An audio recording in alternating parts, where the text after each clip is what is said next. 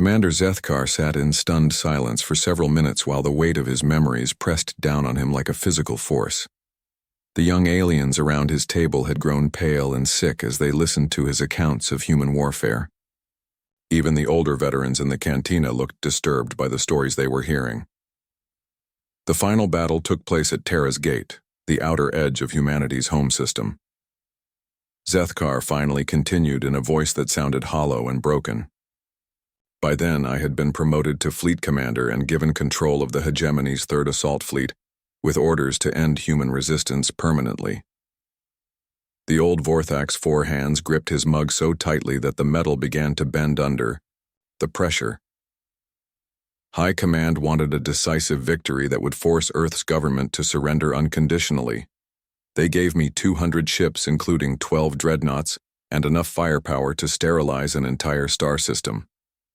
Young recruits tried to imagine a fleet of that size, but their minds struggled with the tactical implications. 200 warships represented the largest concentration of military force in hegemony history, assembled specifically to crush human resistance.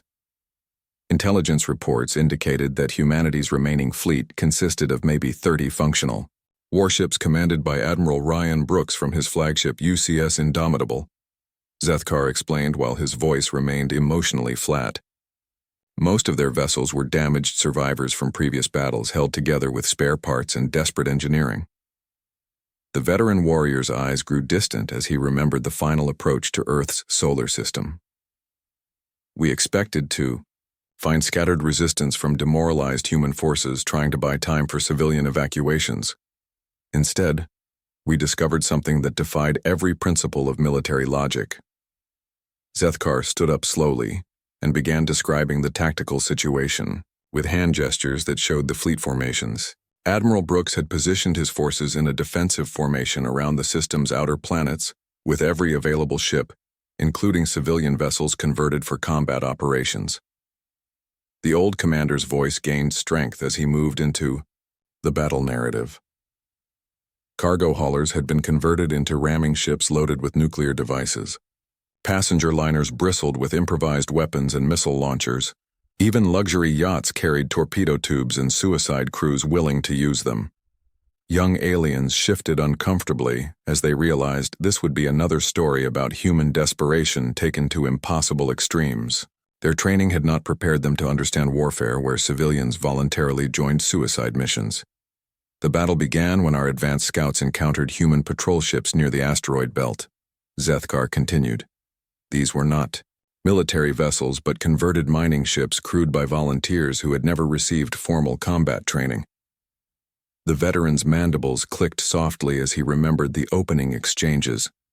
Those civilian crews fought like veteran warriors using their knowledge of asteroid navigation to set ambushes and traps that destroyed several of our light cruisers before we could respond effectively. Zethkar's voice cracked as he moved toward the climax of his story. The main engagement started when Admiral Brooks brought his fleet out from behind Jupiter's moons in a formation that should have been impossible to coordinate with such a mixed group of vessels, the Old Warrior's 4, arms spread wide as he tried to convey the scope of what he had witnessed. They came at us in waves like an unstoppable tide of desperate humanity, willing to die for something we could not understand. Every ship fought as if it carried the future of their entire species. Tears began flowing down Zethkar's scarred face as he described the battle's most terrible moment. A civilian transport ship called New Hope positioned itself directly between our dreadnought formation and a group of escape pods filled with human children fleeing toward the outer planets. The cantina remained frozen in absolute silence as young recruits tried to process what they were hearing. The tactical situation made no sense from a military perspective, but they knew something terrible was about to happen. Captain Ellen Davis commanded the New Hope with a volunteer crew of merchants and refugees who could have escaped to safety, Zethkar explained while his voice broke with emotion. Instead, they held position and absorbed our concentrated fire for 18 minutes, buying precious time for those children to reach safety. The veteran warrior's hands shook uncontrollably as he continued. I gave the order to target the New Hope, knowing it carried thousands of innocent civilians, including families and elderly passengers who posed no military threat. I watched that transport ship burn while its crew never stopped transmitting defiant messages. Sethkar collapsed back into his chair as the weight of his memories became unbearable. Captain Davis died at her post while her ship broke apart under our bombardment. Her final transmission was broadcast on all frequencies, so every human and alien vessel could hear her last words. The old commander's voice dropped to barely a whisper as he shared the most haunting memory of his military career. Davis said, "Tell our children that we held the line. Tell them that some things are worth dying for and that freedom is the most precious gift we can give them." Young aliens stared at the veteran warrior in horrified fascination as they realized this was not a story about military victory, but about the psychological destruction of those who claimed to win. Even as the New Hope exploded, Davis's crew kept fighting with emergency batteries and backup systems. Sethkar continued. They launched their final torpedo spread manually, while the ship's hull cracked open and atmosphere vented into space. The veteran's forearms wrapped around his body as if trying to hold himself together against memories that threatened to tear him apart. That torpedo spread crippled 2 of our dreadnoughts and forced our formation to break apart just as Admiral Brooks led the main human fleet in a desperate charge. Sethkar's voice became stronger as desperate anger replaced overwhelming grief. Brooks's flagship UCS Indomitable led the attack with guns blazing and crew singing their species' ancient war songs. Behind him came every surviving human vessel, including ships that should have been scrapped years ago.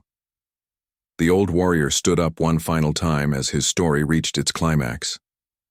They hit our disrupted formation like a hammer blow, driving deep into our center, while civilian vessels rammed our capital ships and detonated nuclear devices at point-blank range. Tears flowed freely down the alien commander's face as he finished his account. We won that battle through superior numbers and firepower, but the cost was beyond calculation. 2/3 of my fleet was destroyed or crippled, and thousands of hegemony soldiers died watching humans sacrifice themselves for principles we could not comprehend. The cantina remained silent as everyone absorbed the implications of what they had heard. This was warfare stripped of all glory and honor, reduced to its most brutal and desperate essence. Commander Sethkar sat alone in the corner of the dark cantina on orbital station Nexus 7. His forearms wrapped around a large mug of fermented kelp wine, while his black eyes stared into the liquid. The old Vorthak warrior had seen 30 years of galactic warfare, and his chitinous armor showed every battle with deep scars and burn marks that would never heal properly. The cantina buzzed with the usual mix of alien species from across the hegemony. Traders argued over cargo prices while off-duty soldiers played games of chance with dice made from asteroid minerals. The air smelled of strange spices and exotic alcohols that could kill most carbon-based life forms. Young recruits from different worlds gathered around tables sharing stories of their training and boasting about future glory. Their voices carried the confidence that only comes from never seeing real combat. They spoke of honor and victory like children discussing fairy tales. A Centauri pilot with bright blue skin and silver tattoos covering his neck stood up from his table. His voice cut through the noise as he pointed toward a group of mixed-species merchants. "Those human traders think they are so tough, but everyone knows humans are the biggest cowards in the galaxy," he said with a laugh that sounded like breaking glass. Several aliens nodded in agreement while others just shrugged. Humans were relatively new to galactic politics, and most species still saw them as weak newcomers who got lucky with faster-than-light travel technology. The general opinion was that humans talked big but ran away when real fighting started. Sethkar's mandibles clicked together in what his species considered dark amusement. The sound was quiet, but somehow it carried across the entire cantina. Conversation stopped and all eyes turned toward the scarred veteran sitting in the shadows. The Centauri pilot noticed the attention and puffed out his chest. "Something funny, old-timer?" he asked while walking closer to Sethkar's table. "You disagree with what I said about human cowardice?" Sethkar slowly lifted his head and looked at the young pilot with eyes that had seen too much death. His voice came out as a whisper, but every being in the cantina could hear it clearly. "You want to know about humans?" he said while setting down his mug with hands that shook slightly. The pilot crossed his arms and smirked. "Sure, old soldier, tell us about the mighty human warriors," he said with sarcasm dripping from every word. Other young aliens gathered around expecting to hear another story about an easy victory over primitive human. Zethkar stood up slowly, and his full height made him tower over most other species in the room. Battle scars covered his face and neck, while his forearms showed the results of countless fights. When he spoke again, his voice carried the weight of terrible memories. I fought them at the Battle of Kepler's Edge, where space itself seemed to burn. He began while his eyes focused on something far away. I watched them at the siege of New Carthage, where they turned children into soldiers and buildings into tombs. And I stood witness when they made their final stand at Terra's gate, where the stars wept blood. The cantina had become completely silent. Even the background music from the entertainment systems seemed to fade away. Young recruits, who had been laughing moments before, now stared at the old warrior with growing unease. Zethkar's voice cracked as he continued. Let me tell you about Captain Jake Morrison, who flew his burning ship into our dreadnought formation, while his crew sang death songs. Let me tell you about Lieutenant Kate Sullivan, who smiled as she manually guided a torpedo into our flagship's reactor core, knowing she would die in the explosion. Tears began to flow down the alien veteran's face, leaving wet trails on his scarred chitin. His forehands gripped the edge of the table until his knuckles turned white. Even now, 15 years after the war ended, I wake up screaming their names. I see their faces in my dreams and hear their voices calling out challenges that still make my blood freeze. The Centauri pilot took a step backward as he realized this was not going to be the kind of story he expected. Other young aliens shifted uncomfortably in their seats while older veterans nodded with understanding. They had all heard whispers about the human wars, but few had ever met someone who actually fought in them. Zethkar wiped his eyes with the back of one hand while continuing to stare into the distance. You think humans are cowards because you have never seen them fight, he said quietly. You think they are weak because you have never watched them choose death over surrender. You think they are pathetic because you have never witnessed what they will do to protect something they love. He turned to face the Centauri pilot directly, and his black eyes seemed to burn with inner fire. I have seen species that could crush starships with their bare hands run away from human children carrying improvised weapons. I have watched warriors who conquered entire star systems break down crying after facing human civilians who refused to yield. The old commander walked slowly toward the center of the cantina while every eye followed his movement. His voice grew, stronger as painful memories gave him purpose. Humans don't fight like civilized beings following rules of warfare. They don't calculate odds or consider strategic withdrawal. When they fight, they become something else entirely, something that makes death itself seem like a reasonable option. Young recruits who had been eager for war stories now looked pale and sick. The reality of combat was beginning to sink in through the veterans' words. This was not about glory or honor or heroic victories. This was about the true cost of warfare and the terrible things that happened when civilized beings were pushed beyond their breaking point. Zethkar stopped in the middle of the room and spread all four arms wide. So you want to hear about human battles, he said while his voice echoed off the metal walls. You want to know why a seasoned warrior cries when speaking their names? Then sit down, young fools, and let me tell you about the day we learned that some species fight not to win, but to make sure their enemies never forget the price of victory. The cantina remained frozen in absolute silence as Commander Zethkar prepared to share the most traumatic memories of his long military career. Commander Zethkar wiped the tears from his scarred face and took another long drink from his mug. The young aliens around him sat in uncomfortable silence while they processed what they had just heard about the Battle of Kepler's Edge. The veteran. Warrior's hands had stopped shaking, but his black eyes still held the haunted look of someone reliving terrible memories. After Kepler's Edge, the Hegemony High Command decided that humans needed to be taught a lesson about the cost of resistance. Zethkar continued in a voice barely above a whisper. They chose New Carthage as the target because it was humanity's primary agricultural world responsible for feeding dozens of human colonies. The old Vorthak's mandibles clicked softly as he remembered the strategic briefings from 15 years ago. New Carthage had a population of 8 million humans, including 2 million children. The planet produced enough food to supply half of human space, so capturing it would force their government to negotiate for peace. Young recruits leaned forward expecting to hear about another space battle, but Zethkar's next words made them realize this story would be different and far worse than what they had heard before. Fleet Admiral Korath commanded the siege fleet with orders to blockade the planet until the humans surrendered. The veteran explained. Standard hegemony doctrine called for cutting off supply lines and waiting for civilian populations to pressure their military leaders into accepting terms. Zethkar's voice grew darker as painful memories surfaced. We established a complete, orbital blockade with 60 ships forming an impenetrable barrier around New Carthage. No supplies could reach the planet, and no ships could escape. Intelligence estimates suggested the humans would surrender within 6 weeks when food shortages became critical. The old commander set down his mug and used his 4 hands to illustrate the tactical situation. Colonel Ben Parker commanded the human garrison forces on New Carthage with only 12,000 regular troops and 30,000 civilian militia. Against our orbital superiority and advanced weaponry, his position seemed hopeless. Several young aliens nodded, understanding the military mathematics involved. A garrison force trapped on a planet with no orbital support against a full siege fleet should have surrendered quickly to minimize civilian casualties. For 8 months we maintained that blockade, Zethkar said while his voice cracked with emotion. 8 months of the most brutal urban warfare campaign in recorded galactic history.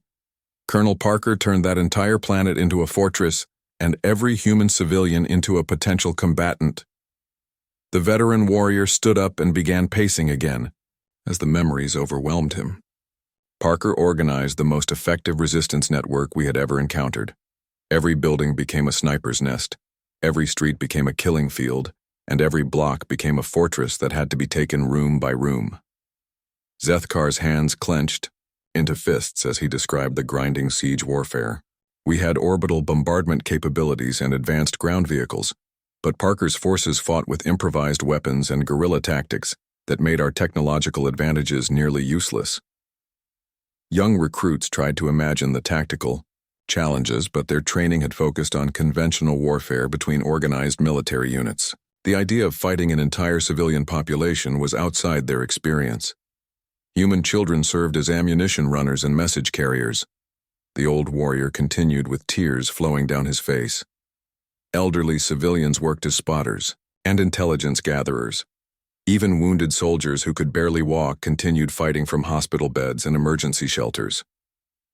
The cantina remained frozen in horrified silence as Zethkar described the desperate measures both sides employed during the siege.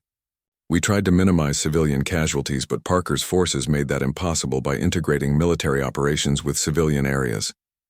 The veteran's voice became stronger as he moved toward the climax of his story. The siege's turning point came during the 7th month when our forces finally managed to establish a forward command post in the planet's capital city. We thought we had gained a strategic advantage that would force Parker's surrender. Zethkar stopped pacing and turned to face his audience with eyes that burned with remembered pain.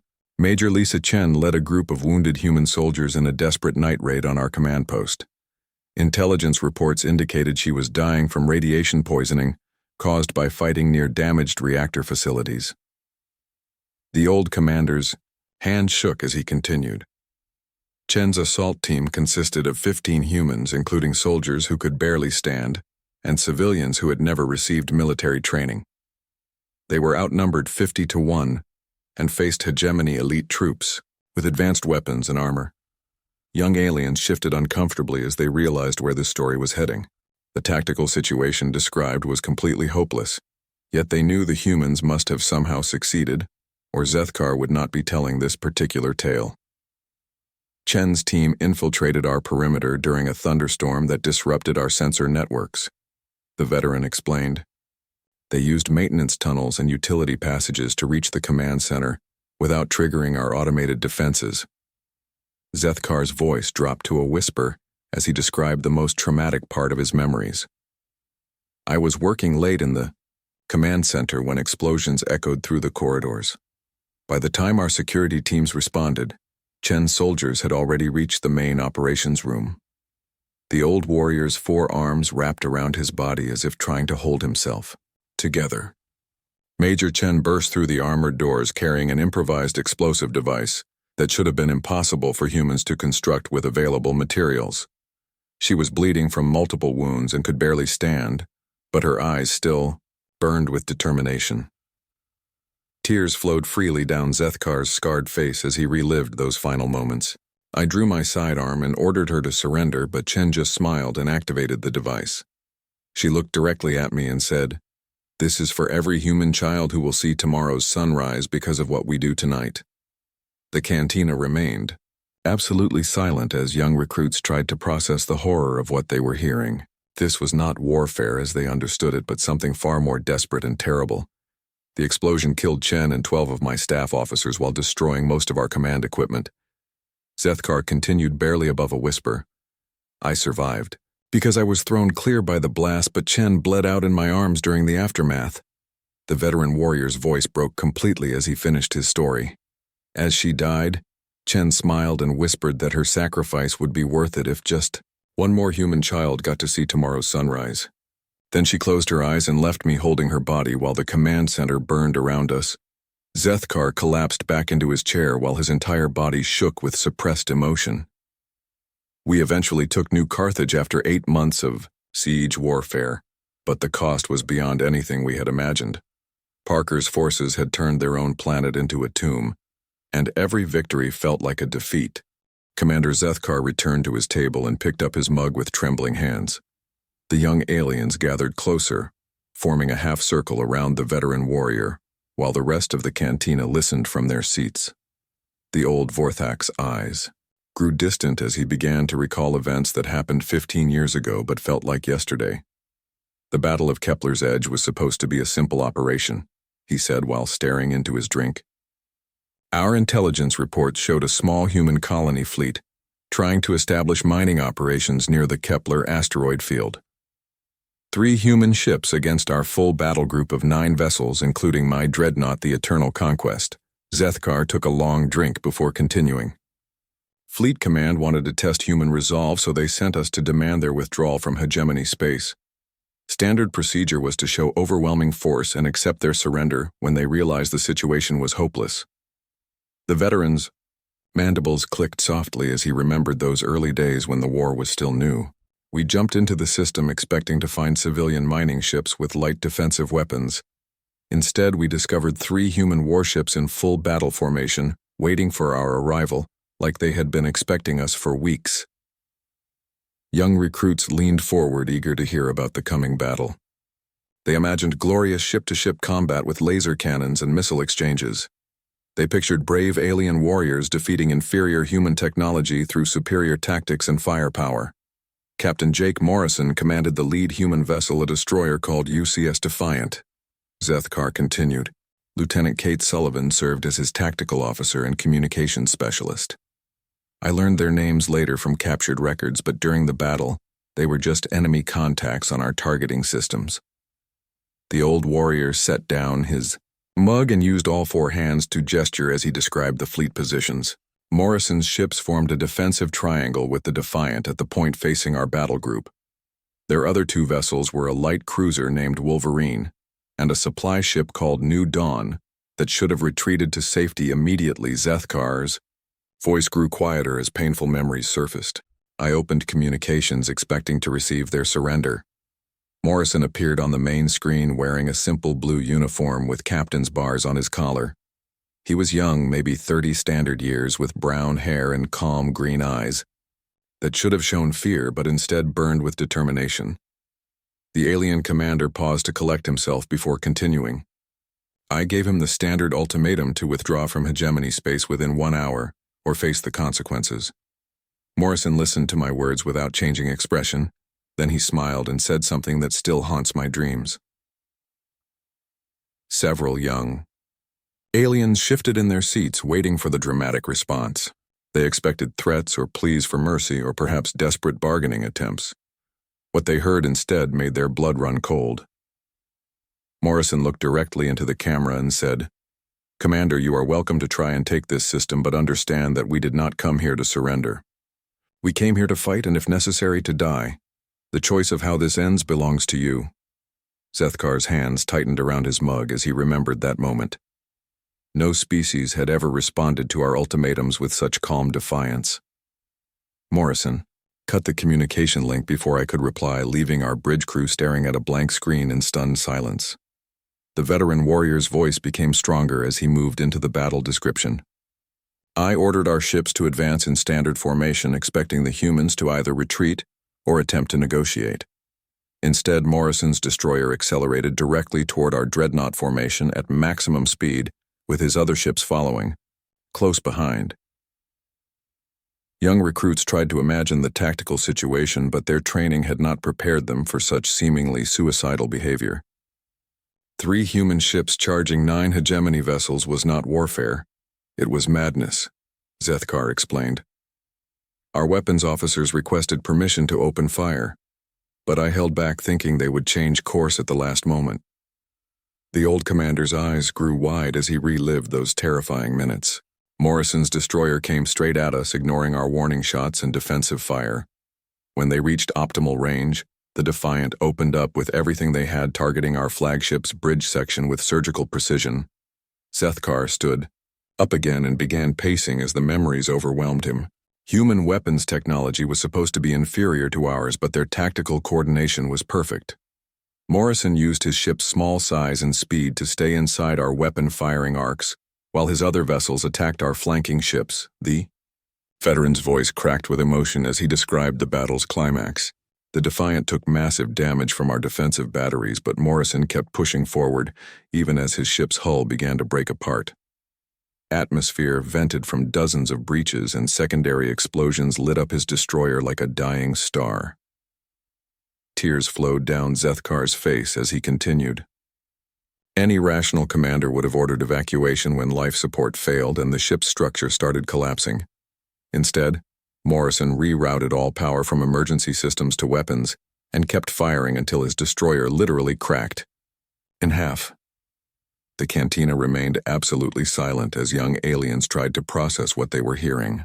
This was not the glorious warfare they had imagined, but something far more terrible and desperate. Lieutenant Sullivan took manual control of a damaged torpedo when their automated systems failed. Zethkar whispered. She guided that weapon straight into our flagship's reactor housing, knowing the explosion would kill her instantly. Her final transmission was not a plea for mercy or a cry of pain. The old warrior's voice broke completely as he finished the story. Sullivan's last words were broadcast on all frequencies, so every ship in both fleets could hear her. She said, "For Earth and for everyone who cannot fight for themselves today." Then she detonated that torpedo and took out our command structure in a ball of nuclear fire. Zethkar collapsed back into his chair while his forearms shook uncontrollably. "We won that battle," he said barely above a whisper. Morrison's ships were destroyed and we controlled the system, but we learned something terrible that day, something that changed how we viewed warfare forever. The veteran looked up at the young faces surrounding him and saw his own past reflected in their eyes. Humans don't just fight to win battles or claim territory. They fight as if their very souls depend on the outcome, as if losing means something worse than death itself. Commander Zethkar sat in his chair, staring at his hands while tears continued to flow down his scarred face. The cantina remained frozen in absolute silence, as young aliens tried to process the horrific stories they had just heard. Even older, veterans looked shaken by the accounts of human warfare that defied everything they thought they knew about civilized conflict. The war officially ended 6 months after Terra's Gate, when the Hegemony High Command voted to withdraw from human space. Zethkar said in a voice that sounded completely exhausted. We had achieved every military objective and controlled most human territory, but the cost of victory had become unbearable. The old Vorthak's mandibles clicked softly as he struggled to find words for experiences that existed beyond normal language. No alien species had ever fought with such desperate ferocity or made such terrible sacrifices for abstract principles like freedom and dignity. Our soldiers were developing psychological disorders from fighting enemies who seemed to welcome death. Young recruits shifted uncomfortably as they realized this story would not end with traditional military triumph. The veterans' broken demeanor made it clear that winning battles had somehow resulted in a deeper kind of defeat. Fleet Admiral Korath committed suicide 3 weeks after the final battle. Zethkar continued while his four hands shook with barely controlled emotion. His farewell message stated that he could no longer sleep without seeing the faces of human children who died because of his orders. The veteran warrior's voice became hollow as he described the aftermath of the human war. Hundreds of hegemony. Officers requested transfers to non-combat positions or early retirement. Many developed what our medical staff called combat fatigue, but the real problem was moral injury from fighting an enemy that refused to surrender their ideals. Zethkar stood up slowly and walked toward the cantina's main viewport that showed the stars beyond the station. I spent 2 years in a military hospital receiving treatment for what the doctors called severe psychological trauma. Every night I dreamed about Captain Morrison and Lieutenant Sullivan and Major Chen and Captain Davis. The old commander pressed his face against the cold metal of the viewport, while his reflection stared back with haunted eyes. I kept asking myself why humans fought so desperately for things that could not be measured or weighed or counted. What made freedom worth dying for when surrender would have saved so many lives? Young aliens watched in uncomfortable silence as their veteran hero struggled with questions that had no easy answers. Military training taught tactical principles and strategic objectives but provided no guidance for understanding enemies who fought for purely emotional reasons. The hegemony. Government established a commission to study human psychology and culture after the war ended, Zethkar explained while still facing the viewport.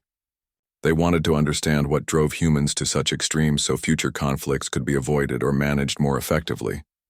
The veteran's voice gained strength as he began describing his post-war research into human civilization. I volunteered to serve on that commission because I needed to understand what had broken something inside me during those battles. I spent 5 years studying human history and philosophy and literature. Zethkar turned back toward his audience with eyes that no longer held the same haunted look. What I discovered changed my entire understanding of warfare and civilization, and the nature of sentient life itself. Humans fight so desperately because they view certain principles as more important than individual survival. The old warrior returned to his table and sat down, while young aliens leaned forward eager to understand the lesson he had learned. Most species, including our own, fight to protect territory or resources or genetic lineage. Humans fight to protect ideas and concepts that exist only in their minds. Zethkar's voice became stronger as he shared the insights that had taken years to develop. Freedom is not a physical thing that can be captured or destroyed, but humans treat it as if losing freedom is worse than death itself. They would rather die fighting than live as slaves, even if slavery provided safety and comfort. The veteran commander picked up his mug and took a long drink before continuing. Captain Morrison died protecting the right of humans to mine asteroids in unclaimed space. Lieutenant Sullivan sacrificed herself to defend the principle that civilians should not be targeted in warfare. Major Chen gave her life to ensure that human children would grow up free. Young recruits tried to understand the logic behind such sacrifices, but their training focused on practical objectives rather than abstract principles. The idea of dying for concepts rather than tangible goals seemed incomprehensible. The Commission's final report concluded that humans represent a unique form of sentient evolution, Zethkar explained, while his mandibles clicked with what might have been admiration.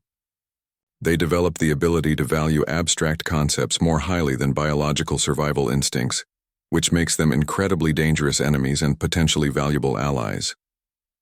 The old warrior's voice carried newfound respect as he described humanity's place in galactic civilization. The Hegemony Council voted to recognize human independence and establish formal diplomatic relations based on the Commission's recommendations. Fighting humans was simply too costly, even when victory was militarily achievable. Zethkar stood up one final time and spread his forearms wide to address the entire cantina. Young soldiers who think humans are cowards have never seen them fight for something they truly believe in. You have never watched them choose death over surrender or sacrifice everything for the sake of abstract principles. The veteran's voice echoed off the metal walls as he delivered his final warning.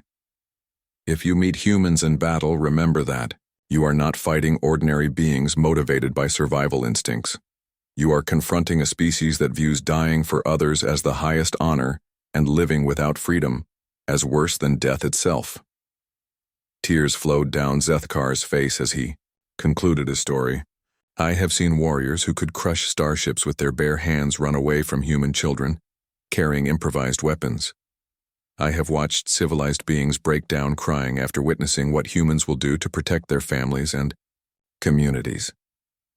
The old commander returned to his seat and picked up his mug with hands that no longer shook. Remember this lesson, young fools. When humans fight, they are not trying to win battles or claim territory. They are defending something sacred that exists in their hearts and minds. They fight as if the very concept of goodness depends on their courage. The cantina remained silent as everyone absorbed the weight of the veteran's words. The Centauri pilot who had started the conversation about human cowardice quietly left his table and walked away without saying another word. Other young aliens followed until only the older veterans remained to share drinks and memories with Commander Zethkar. Now you know why this old soldier cries when speaking of human battles, Zethkar whispered to the empty air. Not because we lost, but because we won and learned the true cost of victory over beings who refused to surrender their souls.